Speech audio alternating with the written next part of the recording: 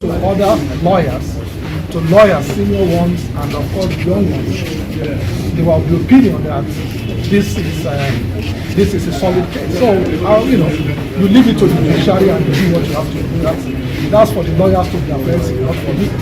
Going forward.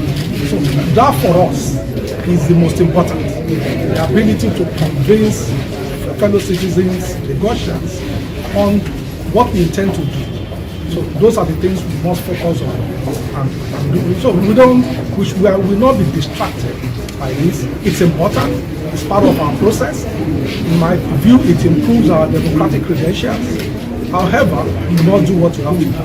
And that's what the governor and myself and the whole cabinet, that's what we are doing, satisfying the needs of the Lagosians. Now, last weekend's governorship elections in Bayelsa, Imo, and Kogi were all won by the political parties in power in the three states in question. While the drums of victory have been loud, many of those who lost are out and are adamant that the balloting process was anything but free, fair, and transparent. Ballot box snatching and sweltering violence across the three states on the day of voting have only served to consolidate widespread belief among a growing percentage of Nigerians that the political party system is almost irredeemably corrupt and would continue to mortgage rather than advance the interests of the masses. Chief Olabode George is a chieftain of the People's Democratic Party and a seasoned politician. He now joins us to appraise those off-cycle elections. Many thanks for joining us, Chief. Thank you. Thank you very much. It's my pleasure to be with you. And it's a pleasure to have you as well. So let's just start with the basics. When you look at the elections that played out on November the 11th, what are you most impressed by and disappointed with? I watched the reports till very late on that Saturday to Sunday morning. It was disgusting. It was shambolic. It was so depressing. And my heart bled. You know why? How in the, with all the money that President Buhari spent to acquire modern technology, you could see the naivety, the thoughtlessness that engulfed this country. For God's sake, was that an election? You had results, those who were accredited. There was the accreditation with the final results didn't go together. You know what it reminded me of was the 1962 crisis in Western region. And I want to plead with Nigerians. How?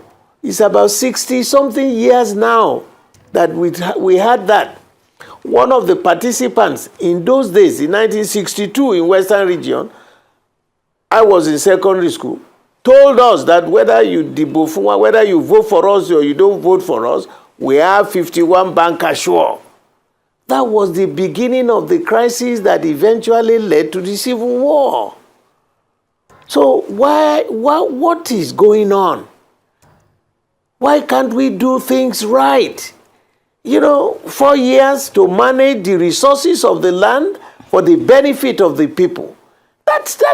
You shouldn't force yourself on the people. I am so heart-wrenched that I thought I was in another planet. Look, the younger generation, all these stories, and INEC knew that there were discrepancies, and of course you've been told, go to court. So wherever party is in control of any state, they now want to perpetuate their rule on that state. So where is the choice of the people? Democracy is about people. The government of the people, for the people, by the people. And then when they tell you go to court, you are telling us now democracy is defined as the government of the judiciary for the judiciary by the judiciary. Is that democracy? Is that governance? You can't force yourself on the people. So right now, we are in a state of total confusion. Many people are sitting and watching and thinking. Others are praying to the Almighty God. And I have decided that I will join those who are praying for Nigeria. Because this is such a beautiful country. But to get the right mindset, to have the fear of God in whatever we do, that is the most sensible thing. You those who say you are contesting, you go out, you campaign, you convince the people, and the power rests on the people. But if you force yourself, manipulating the results and beating your opposition to nothingness, and then you claim you are running, it's not possible. Look, 1962 crisis in Ibadan, in Southwest at that time, led to all the other crises in the whole country. This is absolutely shambolic. How? You want to force yourself? Okay, you have won. They will go to court. The court will also say he has won. So where are we going? What are we going to do? Now, Chief, my suggested solution is simple. My suggested solution is simple. Let the opposition parties go and get themselves together. All right? There were mistakes. They will discuss the mistakes they made. All this arrogance on one side or the other, we should bury them. We should sit down, configure what are the rules. We should first of all show example to the electorate that we are ready and we can manage the country better. If you do that, all these shenanigans that we saw last Saturday, that's it's so I felt I should disappear into another planet. okay, Chief The Bode way George. it was.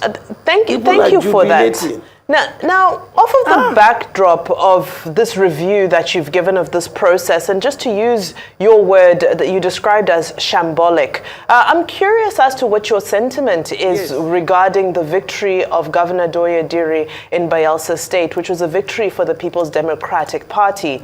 Do you feel that what's your take on that victory? You know, when I'm doing my analysis, it doesn't matter party A or party B or party C. There were crises.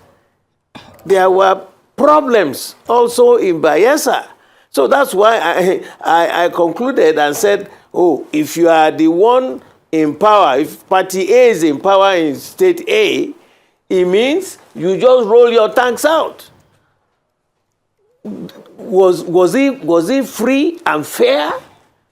I'm talking generally about the perception of some of us who had been in the military, who had been in politics, and why are we driving the nation in this direction? So does this mean you feel that Doye totally Diri didn't rejectable. earn his victory?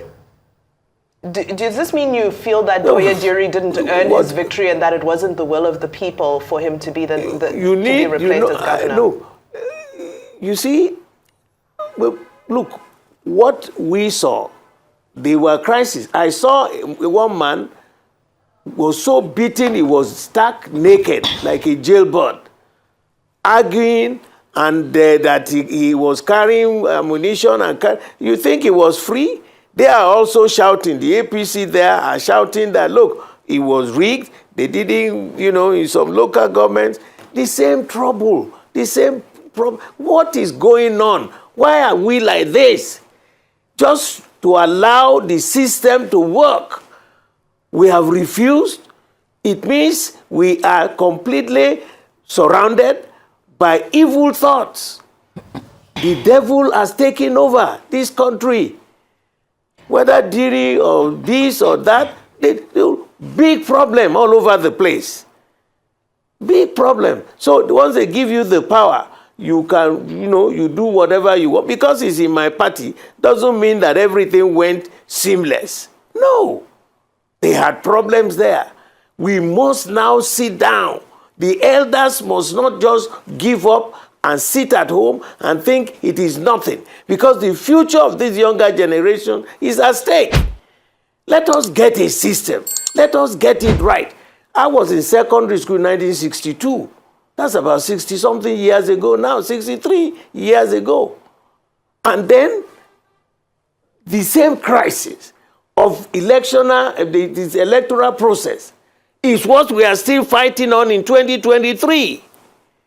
When are we ever going to get decent?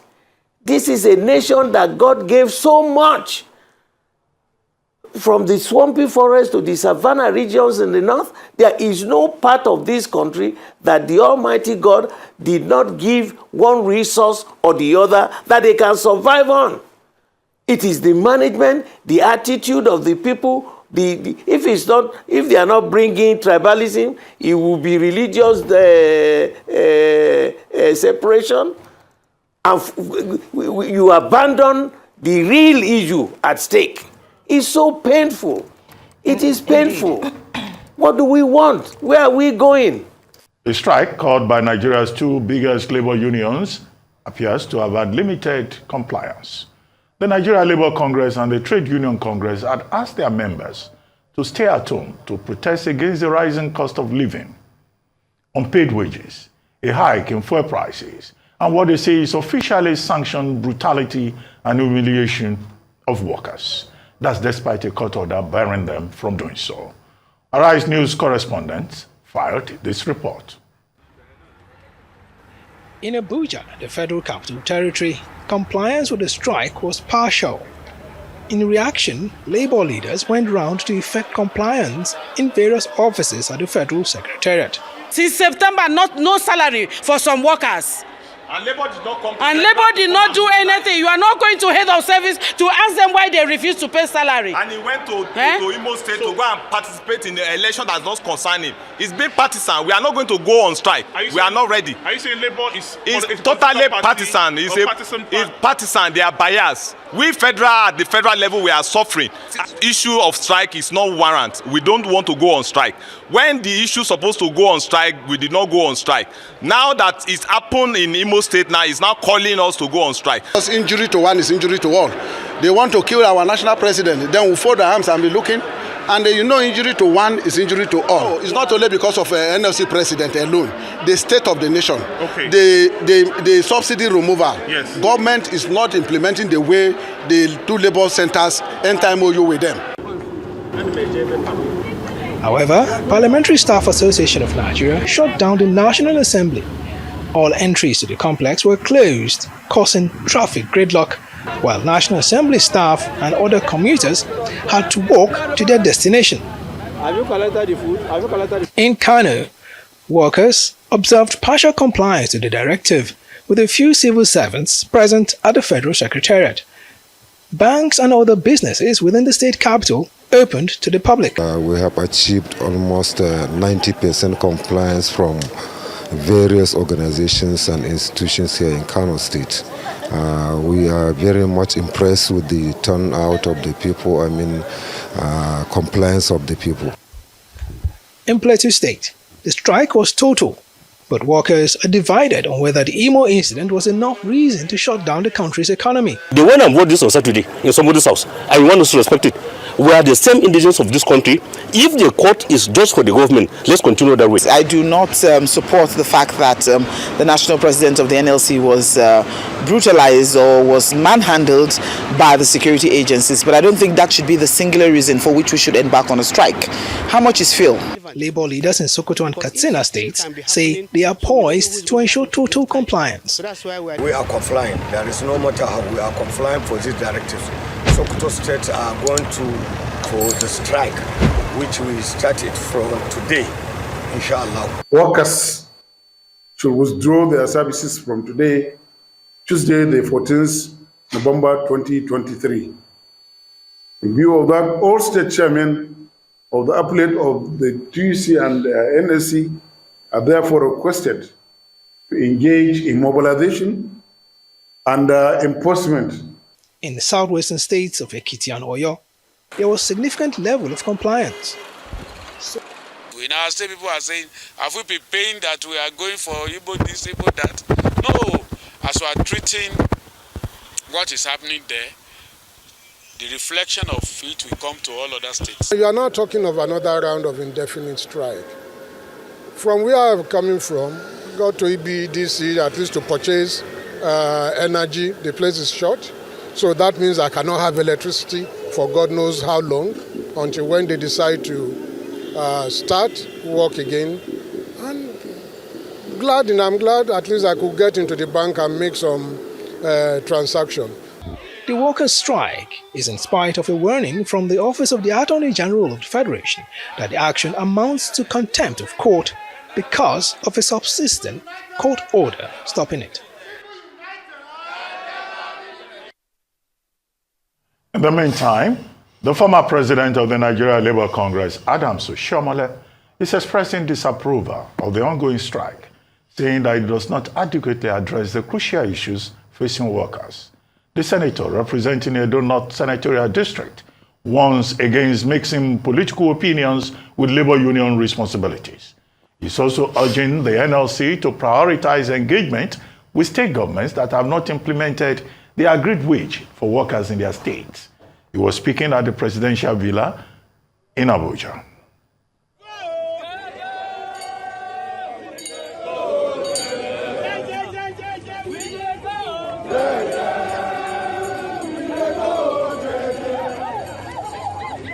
This is the grouse against labor, and like you said, nobody should hurt anybody, and we totally condemn what was done to Jerry. But this is the grouse of a lot of people. They said labor has dropped the ball. That when labor ought to go on strike, when the palliatives talk was on and the economic situation was fighting hard, labor disappointed the Nigerian people by saying, no, let's still give more time. Including TUC was also cooperating in this. And that's what some of the workers are saying, that labor consistently has disappointed the Nigerian people and they don't take labor seriously any longer. That the things they ought to go on strike for is not tenable. That when they ought to go on strike, they didn't go on strike. So the things they're going on strike for now is not tenable. Okay, take for instance, part of the things labor advocated for was for the refineries to work. The president promised the refinery would work in December. Now we are hearing Heineken Lokoveri, a minister, saying otherwise, that it's the first phase of the Port Harcourt refinery. So crude oil refinery is not still going on. The hardship is still a lot of people. Fuel prices in some areas, in fact, is beginning to increase, going up to 600 naira now. So the pain is on a lot of people. And they're saying, when we expect labor to speak, they are not speaking. They're saying labor are hypocrites. That's what they're saying. I put it to you. What say you? Thank you very much, Mr. Rufai Hussaini. We are very, very mindful of the current economic challenge in Nigeria. We sympathize with the Nigerian workers, which we represent. Equally, we sympathize with the generality of Nigerians on this very, very unfortunate situation we have at hand in Nigeria. The economy is in shambles, we know for sure, and that is why we are very, very sensitive in engaging government. At the initial stage, when this negotiation came on board, if you could remember vividly, there was all consensus about subsidy removal, that is the only solution. But the modality for the removal was not negotiated properly. Is it going to be at a go, or is it going to be incremental, that will not bring so much hardship on the masses? And that was the initial mistake that we felt the government made by just declaring that subsidy is gone. What is the implementation framework of the impact of this subsidy removal? We know price of commodities has gone up and every other services has also gone up. We in the public sector that are earning salary, our salary has never increased by a naira, not until the labor took it upon itself to engage the government aggressively by doing something. Because most of the employers of labor in the private sector have already jacked up their services and price of commodity they are selling in compliance with the economy reality. It is we in the public sector, in the government work and other private sector that are vulnerable. And that is why we always call on the masses, civil society organization, the media to support the labor in pressing home our demand. We are very, very mindful that strike should not be the last option. But in this instance, there is no option to press home our demand than to embark on strike. And the one we are in now is not based on the issue of economic hardship, although it's part of it, but the major reason for this strike at this moment is because the government of the day want to desecrate the office of the president of the Congress, which will portend a great danger to all the leadership of labor in all the states of the federation. And we can't take that anymore. And that is why we are in unison and solidarity. Comrade, Thank you. Totally subscribe to that.